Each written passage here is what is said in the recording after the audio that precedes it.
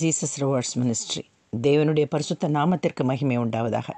என் கொம்பை காண்டாமிருகத்தின் கொம்பை போல் உயர்த்துவீர் என்ற சங்கீதத்தில் உள்ள தேவ வார்த்தைக்காக ஒரு சிறு கதை. ஒரு காடு மிகவும் பரபரப்புடன் இயங்கிக் கொண்டிருந்தது. என்னவெனில், அந்த காட்டில் ஒரு புதிய சிங்கத்தை தலைவராக தேர்ந்தெடுக்க அனைத்து விலங்குகளும் முடிவு பண்ணியது. அனைத்து விலங்குகளும் ஒன்று கூடியது.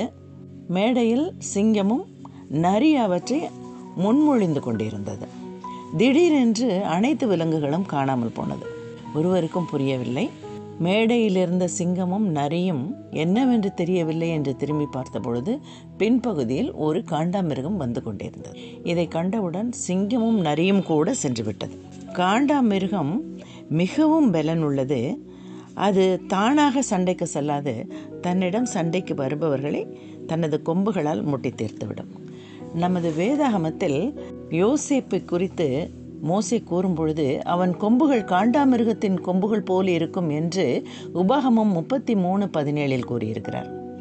அதேபோல் என்னாகமம் 23:22 பேலேயாம் பாலாக் ராஜாவிடம் கூறும் பொழுது, இஸ்ரவேலரை எகிப்திலிருந்து தேவன் புறப்பட பண்ணினார், காண்டாமிருகத்திற்கொத்த பலன் அவர்களுக்கு உண்டு என்று கூறியுள்ளார். பழங்களும் காய்கறிகளும் மட்டுமே சாப்பிடும் காண்டாமிருகத்திற்கு ஒத்த பலனை கர்த்தர் நமக்கும் தர காத்திருக்கிறார்.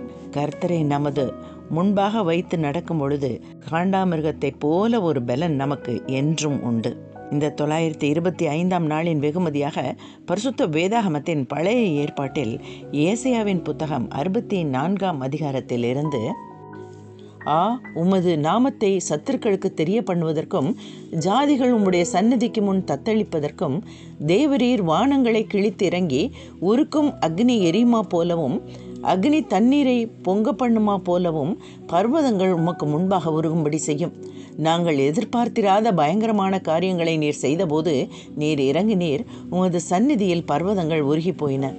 தேவனே, உமக்கு காத்திருக்கிறவர்களுக்கு நீர் செய்பவைகளை நீரே அல்லாமல் உலக தோற்றம் முதற்கொண்டு ஒருவரும் கேட்டதுமில்லை, செவியால் உணர்ந்ததுமில்லை, அவைகளை கண்டதுமில்லை என்று ஏசாயா தீர்க்கதரிசி எழுதியிருக்கிறார்.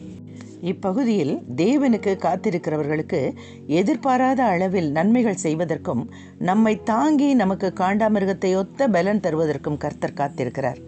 பூர்வ காலத்தில் செய்தது போன்று இக்காலத்திலும் அற்புதங்கள் செய்ய காத்திருக்கிறார்.